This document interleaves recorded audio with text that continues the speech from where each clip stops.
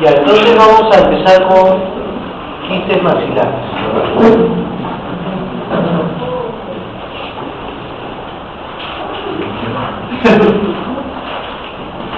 Ya, bueno, el profesor Adrián Manas, que desarrolló esta clase, propone este índice, como dice. Bueno, para empezar, ¿qué cosa será un quiste? ¿Qué me dicen? Será una lesión que se caracteriza por qué?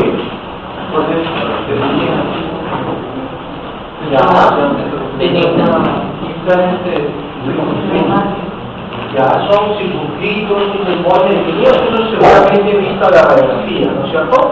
Adelante. ¿Qué más quiero por ahí? Benignos. Sí, pues en principio son lesiones benignas, ¿no es cierto? Aunque existe la posibilidad de que pueda ser en algún momento pueda sufrir una lesión maligna, pero en general y en principio son benignos. Bueno, los quistes son lesiones que se caracterizan por tener una parte interior hueca, ¿no? Vacía, si se quiere, ¿no? Tiene una estructura fundamental que presenta externamente una cápsula fibrosa, un tejido conectivo, luego tiene hacia adentro un revestimiento epitelial y en el centro presenta una cavidad, un espacio, ¿no? Un espacio que puede estar con algún material líquido o a veces semisólido, ¿no? Estos son los componentes básicos, lo que les acabo de mencionar. Bueno, los quistes pueden ser de evolución intraósea o de evolución extraósea. Si son de evolución intraósea, como es el caso de este diagrama, pues van a estar dentro del hueso esponjoso, ¿no? Que es lo que representa esta parte amarilla acá, ¿no? Sus componentes básicos, su estructura, les decía, cápsula fibroconectiva, epitelio, ¿no es cierto?, y luz o cavidad. Ahora, los quistes son lesiones. Adelante.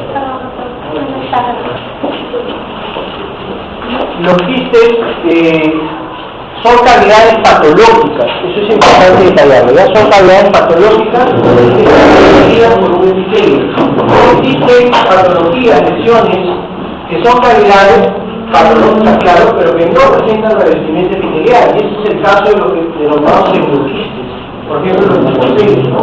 Estas lesiones que aparecen frecuentemente en el labio inferior de los niños, como son producto de trauma, donde el conducto excretor de una glándula salivar menor, por ejemplo, se secciona y esa glándula salivar que sigue produciendo saliva va a meter un contenido al tejido conectivo del labio, ¿no? Ya no hacia el exterior por justamente la sección del conducto excretor.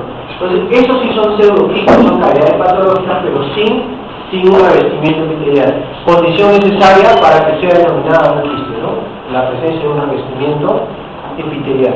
Ahora, los quistes, la distribución o la frecuencia, mejor dicho, de los quistes en los huesos maxilar y mandibular, o lo que se presenta, mejor dicho, en estos huesos, son estos que están acá. La OMS hace una clasificación bastante vasta.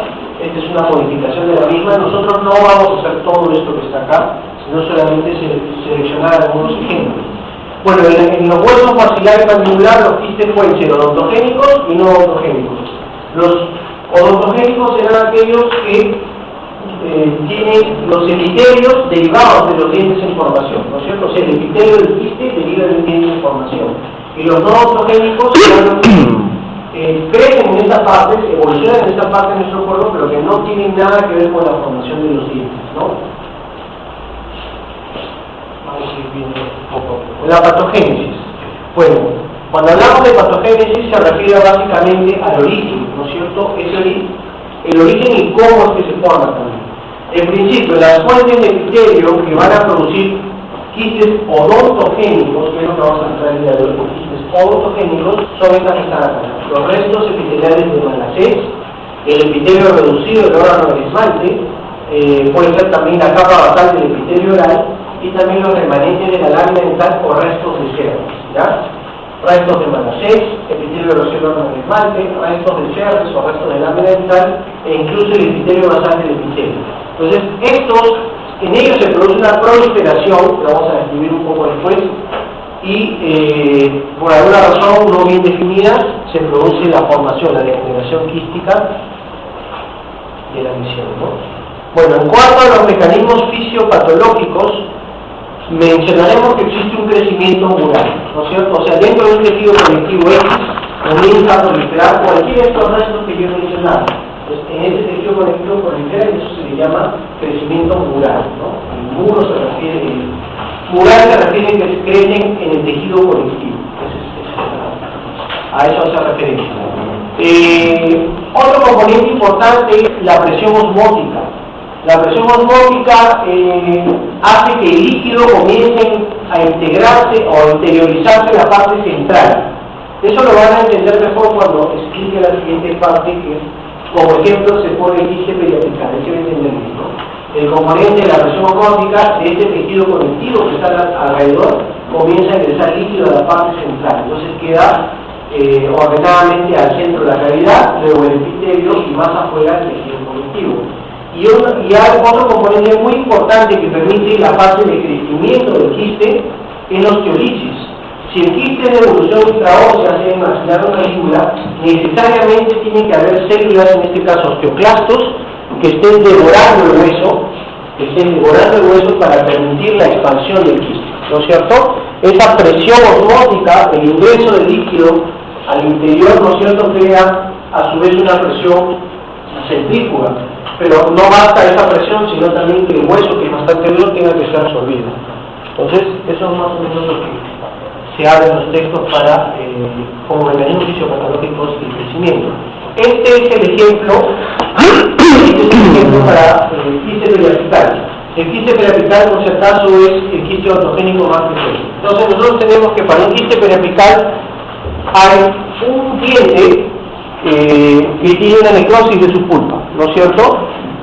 Los quistes periapicales son procesos de esta zona, de diálisis, y para que se forme cualquier proceso periapical, sea agudo o crónico, necesariamente tiene que haber necrosis acá, porque esta pulpa necrosada, ¿no es cierto?, va a ser la fuente de estímulo para que esta parte se vea inflamada. Entonces, primero, tenemos que la inflamación periapical va a ser de tipo crónica, y entonces, en consecuencia, lo que se va a formar es un granuloma periapical, que es la inflamación crónica más frecuente. Pero en esta parte de acá, en realidad, en toda la membrana periodontal, que es esta banda rosada que está acá, y sobre todo en el tercio apical de la nariz, se encuentran alojados los restos epiteliales de Malacé. Estas son células de epitelio de tipo plano, ¿no es cierto?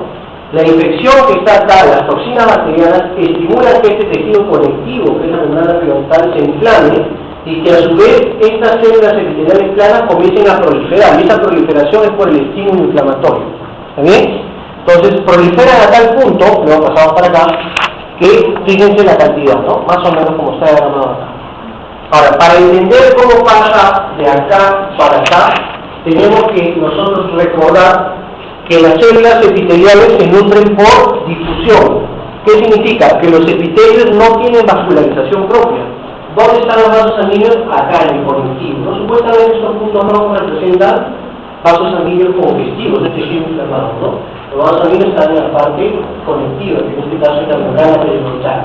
Entonces, las células epiteliales que se van a ver mejor nutridas son aquellas que están en la periferia, las que están junto a los vasos sanguíneos. Conforme estas células proliferan, aumentan el número, sucede que las que quedan al centro casi no alcanzan el nutriente, porque no difunden, o difunden muy poco. Y comienza a suceder acá necrosis. Entonces comienza a haber necrosis de estas células. Y esas zonas de necrosis finalmente crean unos espacios que luego confluyen y se va dando forma a lo que es el quiste, ¿no? Una parte central que es el espacio, luego el epitelio en la parte externa y el conectivo más afuera. Y se forma, o se consigue esta forma, ¿no? O esta estructura. Esto que está acá no es un quiste, esto de acá tampoco, seguramente son granulomas periapicales. Esto sí es un quiste, ¿por qué? Porque tiene la forma, la estructura, mejor dicho. Cápsula fibroconectiva alrededor, epitelio, ¿no es cierto?, que tapiza esa cavidad y la cavidad que puede tener un material líquido o semisólido, ¿no?, que es lo que se menciona. Ahora, ojo, la gran mayoría de quistes del área maxilofacial, la gran mayoría tienen células planas acá, o sea, este epitelio está formado por células planas. ¿Por qué? Porque las células planas son las que abundan más en esta zona, ¿no? Empezando por la mucosa oral, es un epitelio plano. Pero si por ejemplo nosotros estudiamos quistes del tracto respiratorio, seguramente esos quistes, como los del seno maxilar, por ejemplo, ¿no? Que está más relacionado con eso, tendrían un epitelio cilíndrico ciliado, ¿está bien? Porque las fosas nasales, por ejemplo, todo el recubrimiento interno presenta un epitelio cilíndrico ciliado, un epitelio respiratorio. Entonces, repito, acuérdense que todos los quistes o la mayoría de quistes del área maxilofacial presentan un epitelio estratificado plano, generalmente tapizando la cavidad de los quistes. Bueno, características esenciales de los quistes. Para empezar, si lo viéramos a través de una radiografía, forman radiotransparencias bien definidas, como decía su compañero, un contorno bien definido, como se puede ver acá, ¿cierto? Área radiolúcida, que representa lisis y destrucción ósea, y presenta un contorno bien definido. No solamente los quistes, en general, todas las formaciones de crecimiento lento dentro de los huesos van a tener eso, ¿no? Un contorno bastante bien definido, regular, y fíjense muchas veces con una corticalización. Ustedes ven por acá, se nota una línea blanca, ¿no? Esa es la cortical. Como el crecimiento es lento, permite que el hueso, la biología del hueso, forme esa cortical a manera de tratar de detener el crecimiento, ¿no? Entonces, eso se ve en quistes y en todo tipo de lesiones de crecimiento lento. Acá igual, similar, ¿no es cierto? Dientes, en este caso, desvitalizados, ¿no? Caries por acá, proximidad de la pulpa, esto está completamente necrótico, y esto que está acá es el estímulo para las formaciones, ¿no? La proliferación de las células epiteliales de los restos de Manasek, por ejemplo, ¿no? Bueno, otra característica, crecen lentamente, desplazan más que absorben raíces en los dientes. Efectivamente, el crecimiento lento hace que estos dientes se puedan desplazar, como puede ser un movimiento ortodóxico, ¿no? De baja intensidad y constante. Exactamente lo mismo hace con estas raíces, ¿no? Variación acá en este caso de los ejes axiales de la cabeza. Ahora, por si acaso, este podría ser un quiste vertical. El hecho que le hayan hecho la endodoncia no significa que el quiste se va a detener, ¿no? Porque tiene que hacerse por monstruo, puede seguir creciendo, ¿no? Acá hay que hacer una cirugía más que apical, ¿no? Porque fíjense, ya está ocupando una porción importante del hueso alveolar. Adelante. ¿Qué más? ¿Son asintomáticos? Sí, son asintomáticos, a menos que se infecten, como dice ahí, y a menudo el diagnóstico es fortuito, ¿no? Es un hallazgo radiográfico, justamente por el hecho de ser asintomáticos, ¿no? Acá también pueden estar las piezas dentarias sin compromiso en realidad, porque no todos los quistes que vamos a ver son periapicales, algunos no tienen que ver con infecciones pulpares, ¿no? Este de acá, por ejemplo, parece más bien un quiste dentígeno, ¿no? Es un quiste congénito, me parece, alrededor de la corona, un diente no fusionado, ¿no? Acá se puede ver. Las características generales se mantienen, ¿no? Área radiotransparente, bien circunscrita y corticalizada en este caso también.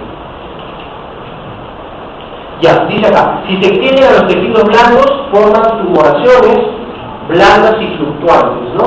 Fluctuante significa que da la sensación de tener un contenido líquido, ¿no? Fluctúa el tejido de la presión. Entonces nosotros vamos a ver acá una lesión que es quística. Bueno, aparentemente esto podría ser un absceso, ¿no?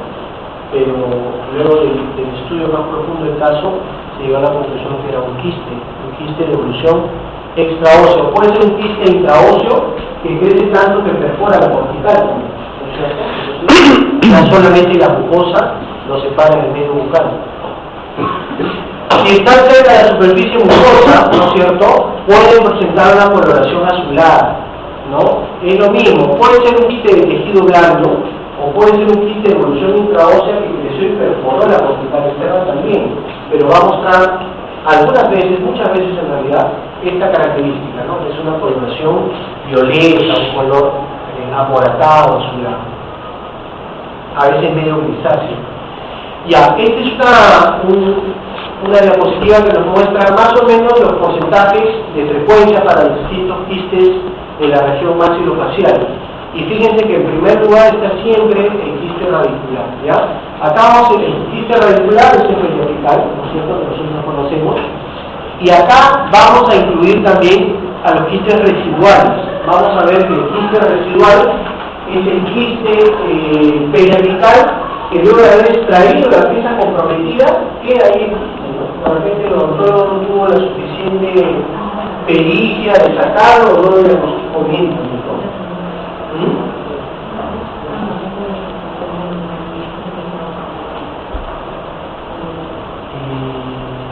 Puede ser, ¿no? Pero generalmente el quiste que ya está formado. Pero puede ser una adenoma que aparentemente no, pero se queda ahí, no se cubre bien, y de hecho el resto de manchas, como el adenoma se infecta más, eso estimula la proliferación que puede la generación del quiste. Pero generalmente el quiste, el quiste residual es aquel que ya está formado, ¿no? Sino que no se hizo, no se tomó el cuidado de sacarlo, ¿no? De retirarlo junto con la pieza que estuvo asociada, no causando. Entonces, de todo esto, lo más importante, nadie les va a preguntar porcentajes, simplemente que ustedes sepan que el periapical y el residual representan casi el 70%, ¿no? O sea, la mayoría en realidad.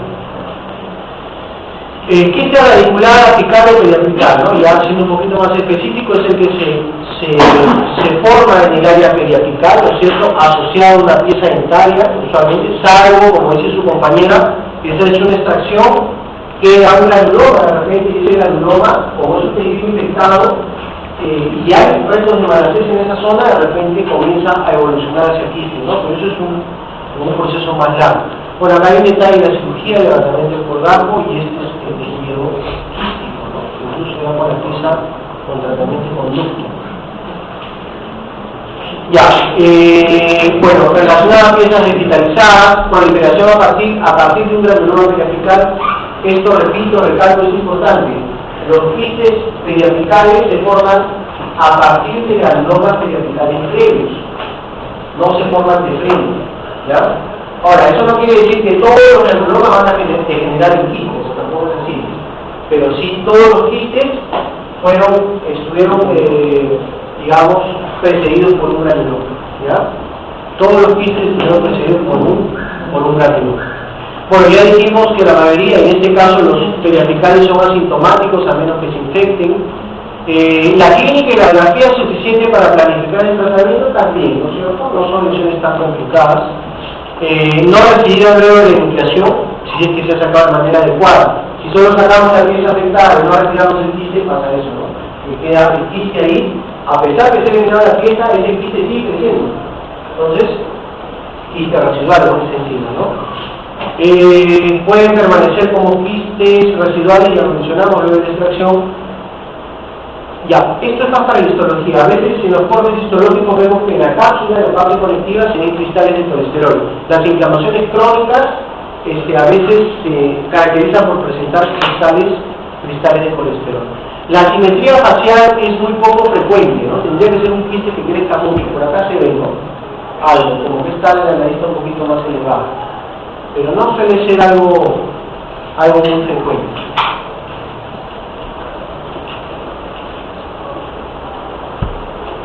Ya.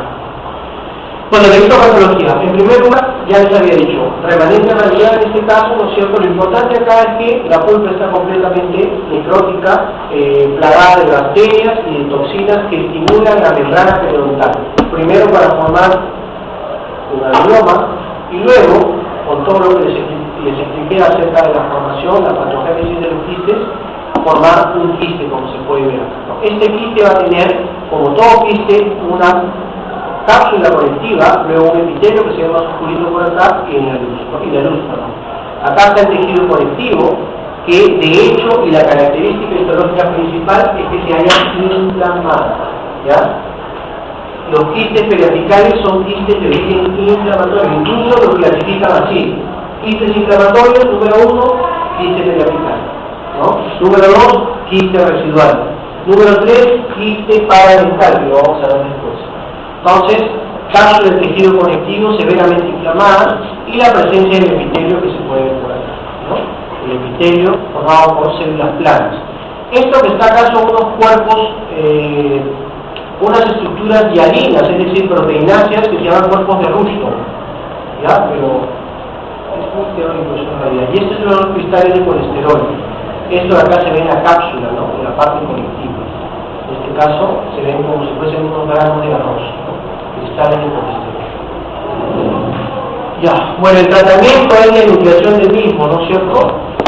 Esa foto ya la vimos hace un rato, simplemente se elimina, se considera la calidad y nada más. Se puede poner los que saben de periodoncia, no sé qué ponen ahí, ponen unos materiales elásticos, ¿no? O eso los mallados para recuperar. Entonces, eso ya es cirugía en realidad. Ya, el quiste dentígeno o quiste coronodental. Bueno, en este caso se origina, acá si razonamos un poco lo entendemos, ¿ah? Si es un quiste que rodea la corona de la pieza dentaria, ¿cuál sería el resto epitelial comprometido? ¿Podría ser restos de Serres? ¿Resto del lámina dental? No. De hecho vamos a ver eso, pero no. ¿Restos de Malacés? No, porque son quistes de la raíz. ¿Y el epitelio reducido del órgano del esmalte? Sí, ¿no es cierto? Solamente el esmalte está ubicado en la corona, y si tenemos un quiste que rodea a la corona, lo más probable es que los restos epiteliales de Malacés, el epitelio reducido del órgano del esmalte, sean los que han provocado justamente la formación. Se suele estar asociado este quiste con terceros molares inferiores generalmente y en impactación ósea, ¿ya? Entonces, como se puede ver acá. Igual, el resto característica de todo quiste, ¿no? Área radiolúcida, ¿no es cierto? Lisis ósea, bien circunscrita, corticalizada, si lo vemos en la radiografía como está acá, y que solamente involucra la corona. Ese es quiste dentígeno, ¿ya?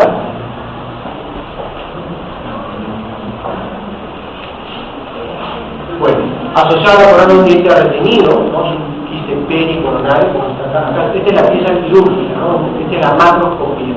Por acá asociado a un premolar, igualito, solamente la corona está dentro de la realidad de este quiste.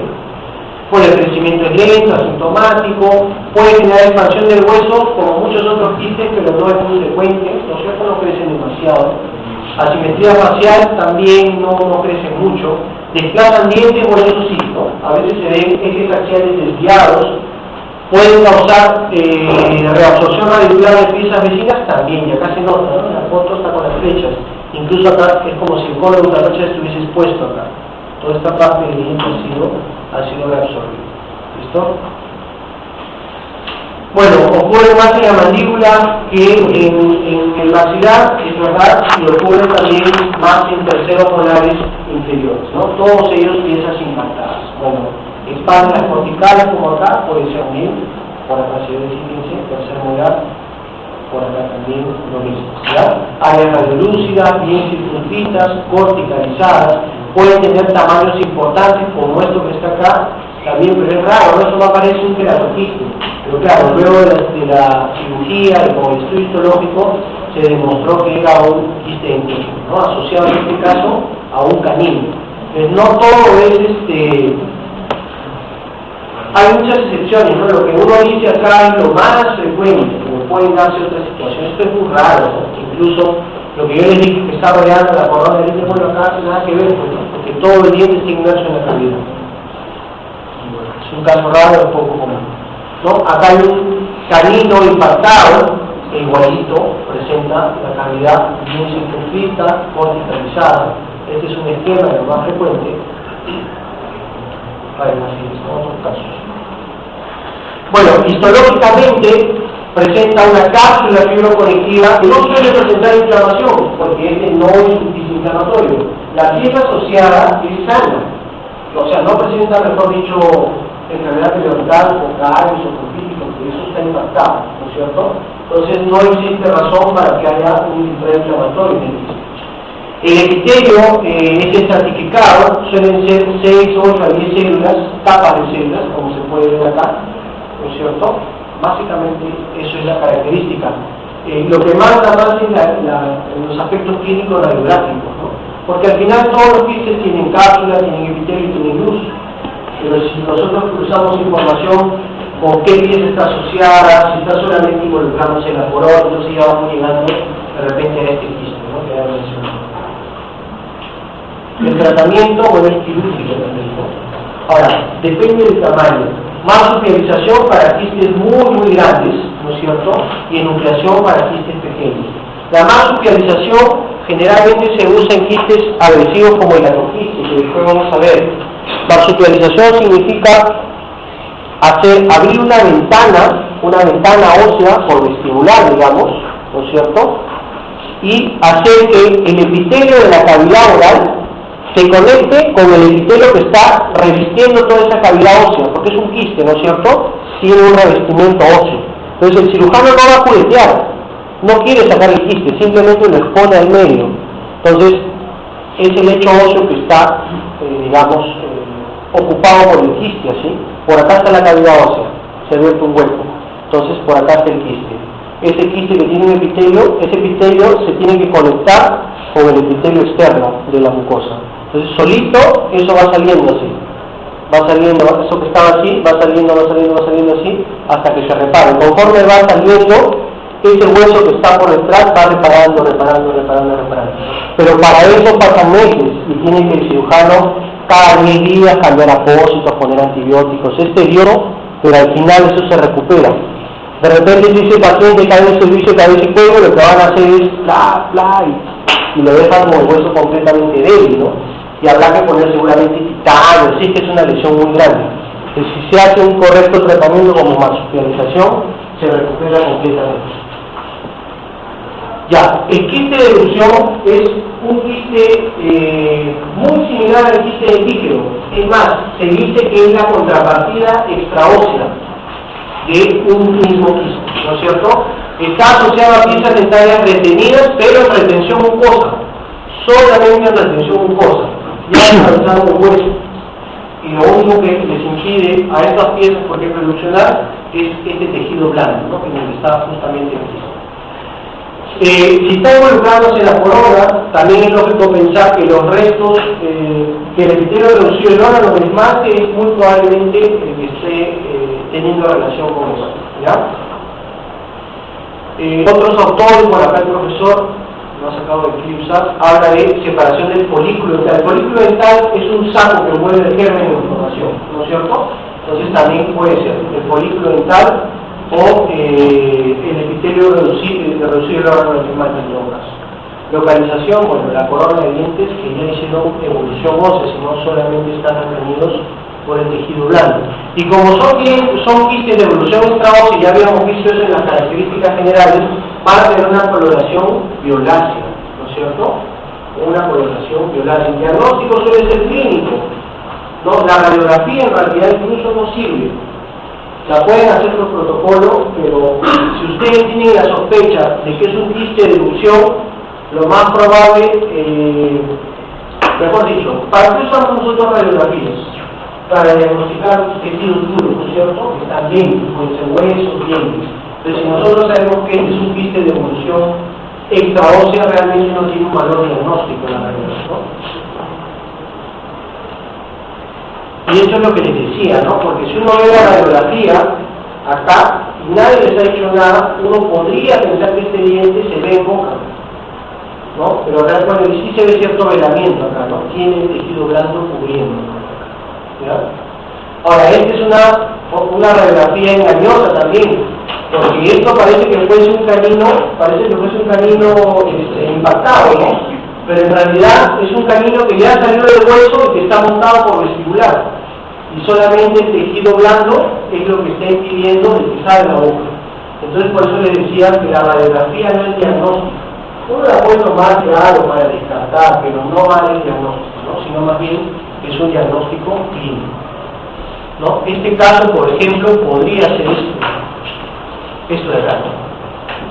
Digamos, vamos a acomodarlo, no es la misma persona, pero imagínense que esta es una pieza que está saliendo por vestibular, ¿no? No es que esté retenida en el hueso, ya atravesó el hueso, pero es blando, ¿ya? Más o menos podríamos acomodarlo ahí.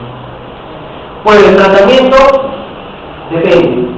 Si la pieza dentaria antagónica está en contacto con ese quiste de erupción, entonces en teoría no debería necesitar el tratamiento, porque la función masticatoria va a hacer que ese tejido blando se rompa y el diente queda liberado. Pero a veces es un poco aparatoso si el paciente es un niñito, ¿no? Es muy problemático, entonces lo mejor sería poner anestesia, hacer una incisión y liberar todo ese capuchón que tiene, ¿no? Ya, ¿qué queratoquiste odontogénico? El queratoquiste es el quiste odontogénico más agresivo.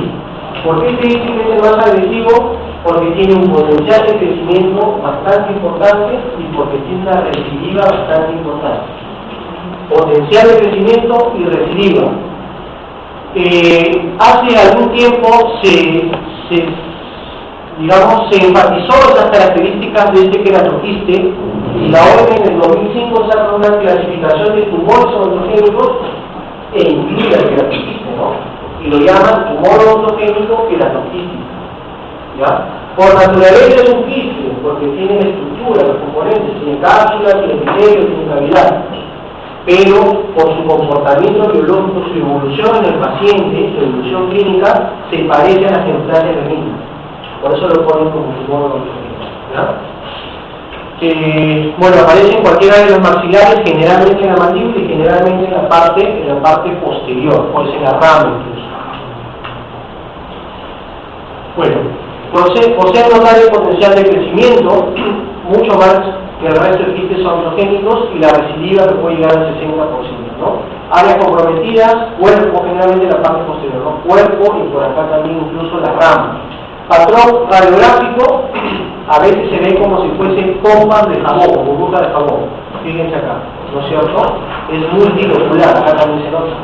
Multilocular generalmente. Puede ser que festoneen las raíces, como se puede ver acá, o a veces también consiguen absorberlas. Varía, depende. Y otra cosa que es importante, a veces el diagnóstico es fortuito por una radiografía. Uno ve esto y piensa, caramba, este paciente debe tener problemas ahí, ¿no? Porque fíjense esa radiolucidez. Pero muchas veces no presenta mayor sintomatología. ¿Por qué? Porque el crecimiento es así, antero-posterior. No es, por ejemplo, como los ameloblastomas, que crecen hacia afuera. Aboman la cortical externa, la interna también. En este caso crece así, por el esponjoso, pero antero-posterior, y las corticales no las expanden. Entonces, por eso a veces es un hallazgo fortuito, ¿no? Casual. Bueno, se presenta a cualquier edad, eso no es tan importante.